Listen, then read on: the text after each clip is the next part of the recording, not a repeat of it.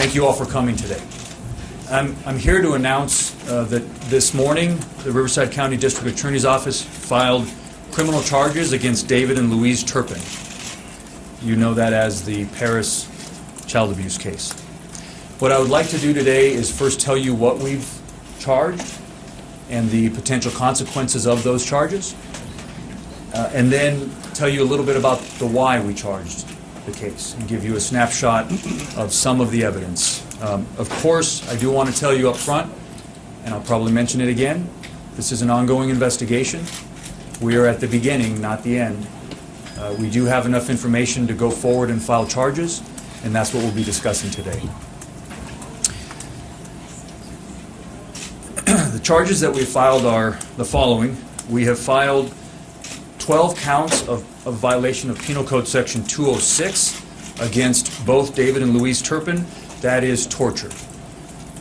We filed 1 count of a violation of Penal Code Section 288B1 against David Turpin, which is lewd act on a child by force or fear or duress. We filed 7 counts of violation of Penal Code Section 368B1, which is abuse of a dependent adult. We filed 6 counts of 273AA, which is child abuse or neglect. We have filed 12 counts of false imprisonment. The date range of these charges, they range from 2010 to the present.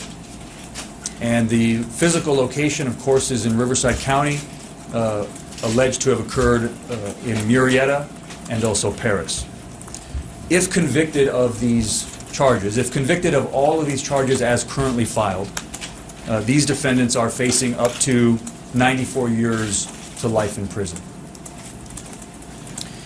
The case has been moved to Department 54, the Riverside County Courthouse, and we will be asking for bail to be set as scheduled. What that means is the normal bail given what we have filed, and that will be our request that bail be set at $13 million per defendant.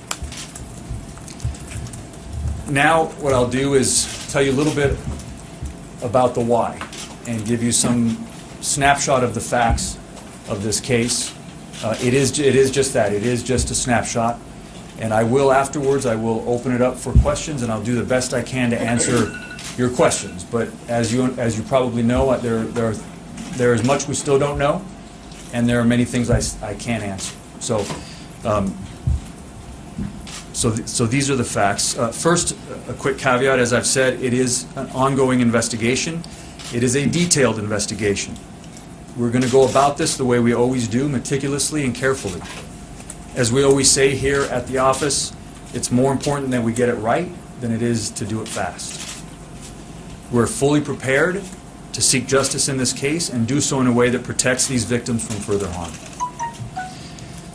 So, the brief overview, I'm providing a brief overview to you of the facts in the hope that anyone with additional information about these defendants, about these victims, about these crimes, will come forward and talk to the District Attorney's Office. These individuals, first what I want to tell you is these individuals sleep all day and are up all night. All 13 of the victims, including the defendants, typically go to sleep around 4 or 5 in the morning, sleep all day, and then be up all through the night. The victims report that as a punishment, starting many years ago, they began to be tied up. First with ropes. One victim at one point was tied up and hog-tied. And then when that victim was able to escape the ropes, these defendants eventually began using chains and padlocks to chain up the victims to their beds. These, as I said, these were a form of punishment meted out on these children and these adults. These punishments would last for weeks or even months at a time. The evidence is that 3 victims were chained up at the time the police first knocked on the door at the home in Perris. The defendants were able to get 2 of the victims unchained before the police actually entered. An 11 and 14-year-old were unchained as the police stood at the door, while a 22-year-old remained chained to a bed when the police entered the home. Circumstantial evidence in the house suggests that the victims were often not released from their chains to go to the bathroom.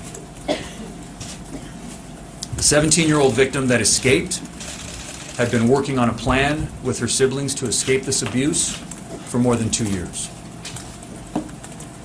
She escaped through a window and took one of her siblings with her. That sibling eventually turned back, became frightened and turned back, and went back into the house.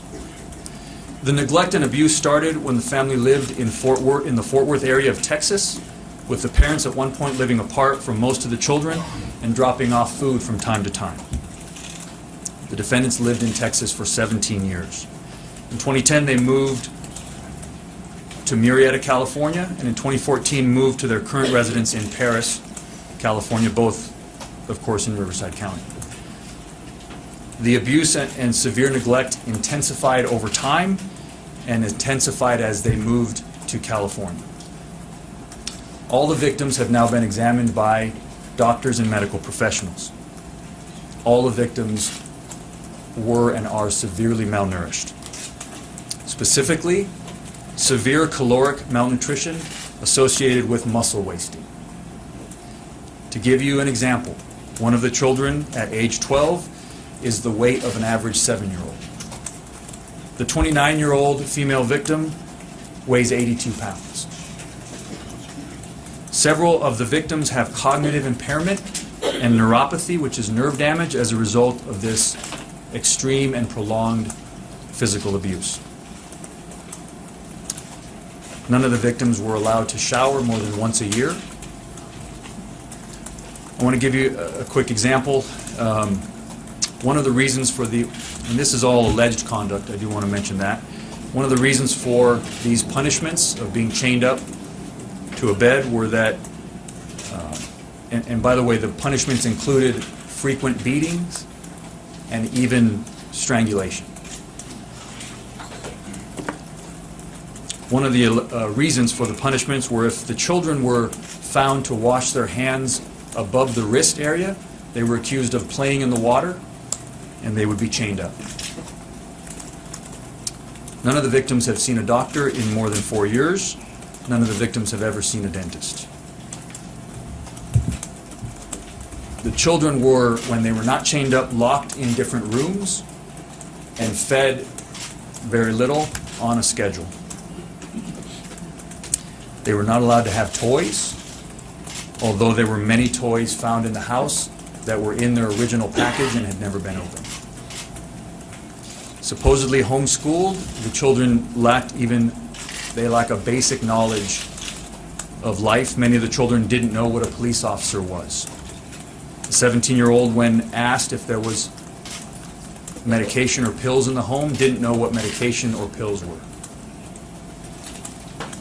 About the only thing the children were allowed to do in their rooms or chained up was to write in journals. We now have recovered those journals, hundreds of them, and we are combing through them for evidence. One other thing, the parents would apparently buy food for themselves and not allow the children to eat it. They would buy food, including pies, apple pies, pumpkin pies, leave it on the counter, let the children look at it, but not eat the food. It's a very complex case. It's important that we gather and analyze this evidence. Based on the information I've shared with you today, it's my hope that members of the public will come forward with any information about this family or these crimes that could aid us in this ongoing investigation and case. If anyone out there has additional information, please call Senior Investigator Wade Walsvik at 951-955-5400, and I'll provide his email later. I do want to say a note of thanks to the Sheriff's Department. They've conducted a professional and excellent investigation, and we're working very closely with Sheriff's investigators. I do also want to mention before I open it up for questions. This case is going to be handled in a sensitive way. As I said, we're fully prepared to seek justice, but we have to do it in a way that protects these victims. They have been severely hurt and damaged, and we cannot cause them any further damage. At this time, I want to call up Melissa Donaldson. Melissa Donaldson is the director of our Victim Services Division. Just want to have her say a few words about our response, the district attorney's response from the victim side. Good morning. Victim Services provide services to the victims of all crime types. In specific, these victims, there are so many that are minors and adults. We're going to be having 3 advocates that will be assisting and providing services to these children and adults. As Mike described, there are multiple issues with all these children, and they are going to take long-term help. Our victim advocates will go to court, they will work with CPS, and we will provide long-term and short-term services to make sure that they are not re-victimized and that we can help them move as far ahead on their health as we can. We also have a crisis response team that we've developed here in the DA's office, and those victim advocates are specially trained in mass casualty and victimization, and those staff are ready and serving the victims as well. Okay, at this time I'll take questions. Is there any explanation of why they behave this way?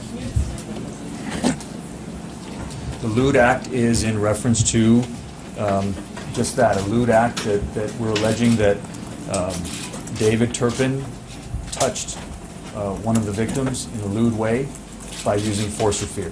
Are David and Louise the biological parents of the 2-year-old? I'd be speculating at this point. We are looking into all of those things, and that's part of the ongoing nature of the investigation. Why did they do this? Why did they do this? Why did they do this?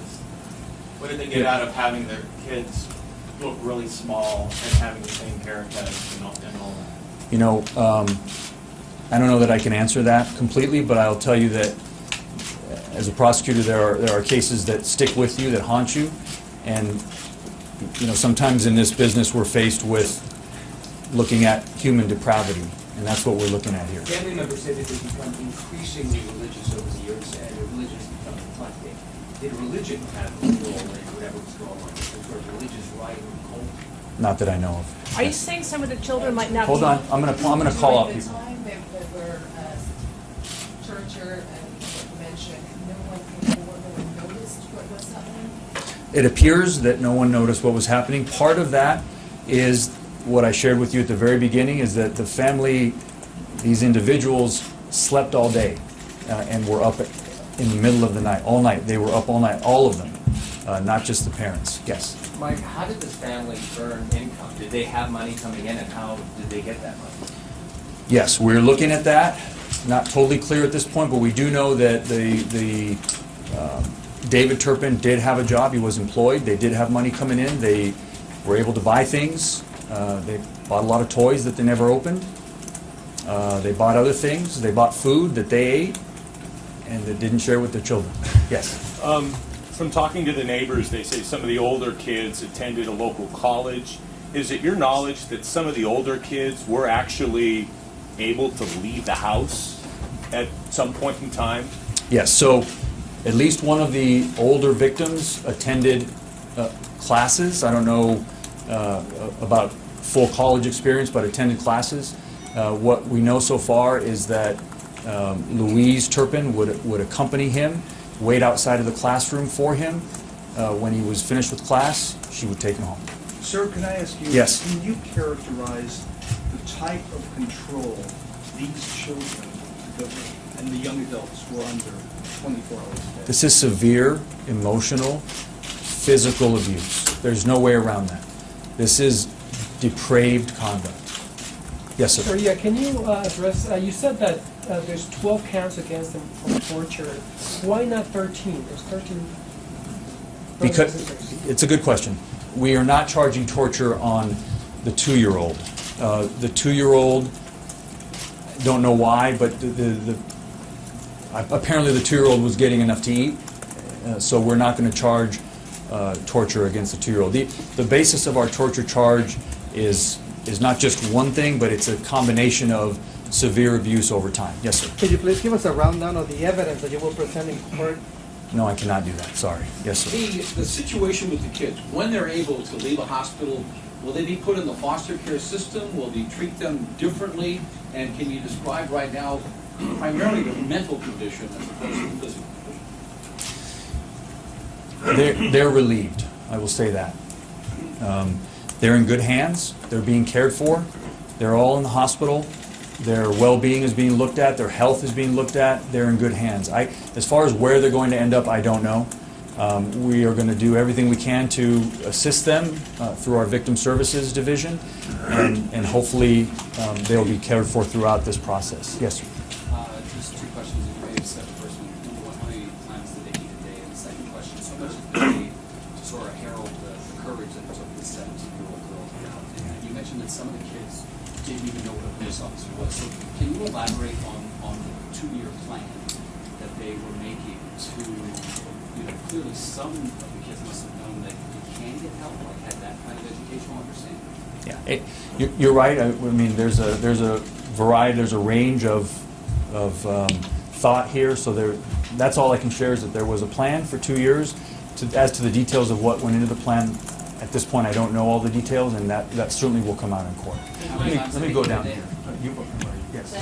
Oh, we don't know. I don't know exactly how many times they did. That'll come out later. Yes. I have a question. Have they said something about why they did this? I can't comment on that. Mike, Yes, sir.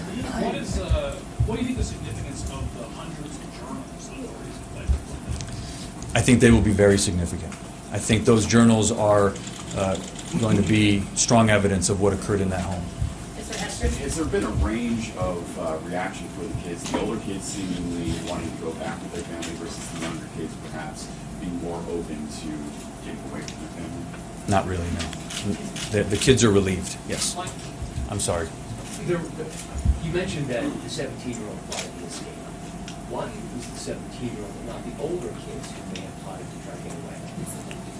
Kids versus two. Well, I don't know. I'd be speculating. And would you say that they were brainwashed? I don't know. I'd be speculating to answer that question like that. Let me go over here. Yes. Mike, you mentioned there was another sibling that escaped initially with the 17-year-old. Yes. Can you elaborate more on that, the age of that sibling, and why she perhaps turned back?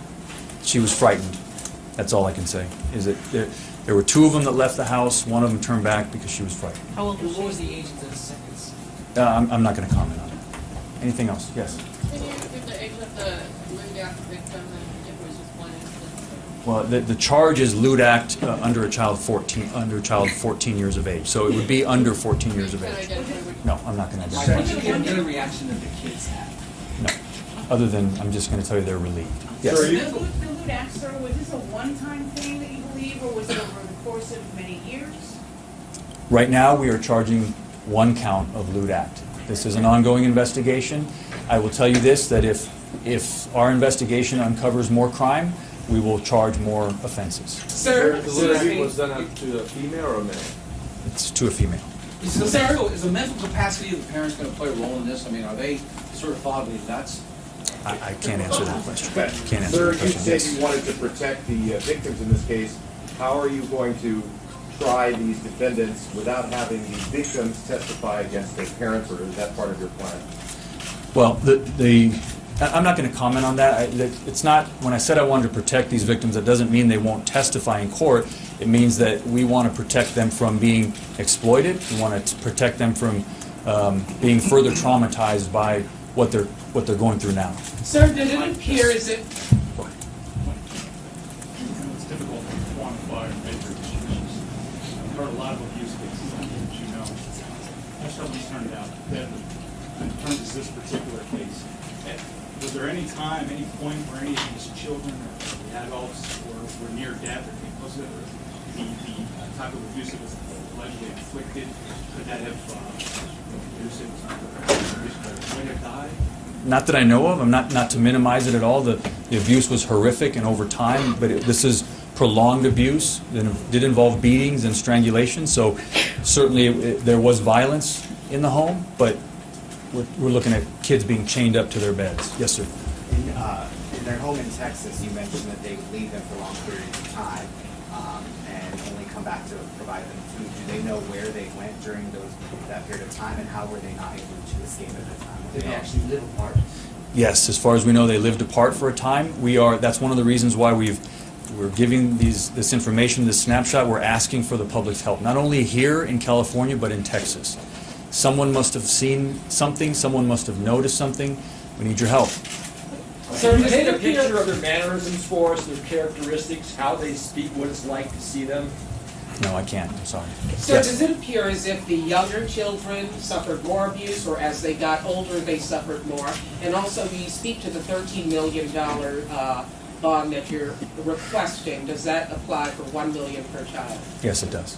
And the first question, please, does it appear as if the victimization increased as they got younger, or decreased, or is there a range? The way I can answer that is to say the victimization appeared to intensify over time. So it was what started out as neglect became severe, pervasive, prolonged child abuse. Do you believe these people should ever walk the streets again? No. Two questions. Do we know if the children were born in a hospital, at home? We believe they were born in hospitals. Second, on a personal level, when dealing with a horrendous case like this, how does your team, work through it without, I guess, making emotions and, with the wall? Well, I mean, we're not robots, and this is difficult for everybody that sees these images and hears these stories. So it breaks our heart, but we're professionals, and our goal here is to seek justice, protect the rights of the accused. That's another thing that we have to concern ourselves with, and protect these victims. But ultimately, our job is to go into court and seek justice, and we're going to do that. Yes? At this point, you believe that all the children are their biological children? At this point, yes. And also, can you elaborate what they were writing in their journals? No, I cannot. So I'm going to take only a few more questions because we could do this all day. Is there any indication that the 17-year-old tried to escape prior, or anybody else tried to escape Not prior? that I know. Now, Mike, anticipating a Go ahead. defense. Are you pursuing any other perpetrators? No, not at this time. Anticipating a defense, they might say, well, this is our lifestyle, how we chose to raise our children. Was this even a close call at all? And secondly, up all night, sleep during the day, do you think that was intended to hide their secrets or what was going on? Crimes like these happen behind closed doors, in dark rooms, and so, of course, people who commit these types of crimes have to hide their crimes, and I think that was part of it. Who haven't I called on it? Yes. At the moment, does it seem like they were equal partners in this, or are you looking at the possibility that one parent was? It's a good question. I can't answer it. Do we- All right, guys. I'm going to take one more last question. Did it get worse? You said Got worse over time. But from the Murrieta house to the Perris house, did it get Yes. demonstrably worse? I believe so. Who haven't I called on? Yes, I haven't called on. 2 years hate plan, was there a trigger that caused you to say now is the time to go? Probably there was. At this time, we don't know exactly what that is. But there wasn't something that they said they thought they were going to die? Not to my knowledge. Okay. What time is the arraignment today? Okay, the arraignment, let me leave you with that. The arraignment today is at 1:30 in Department 54. I thank you all for coming. Thank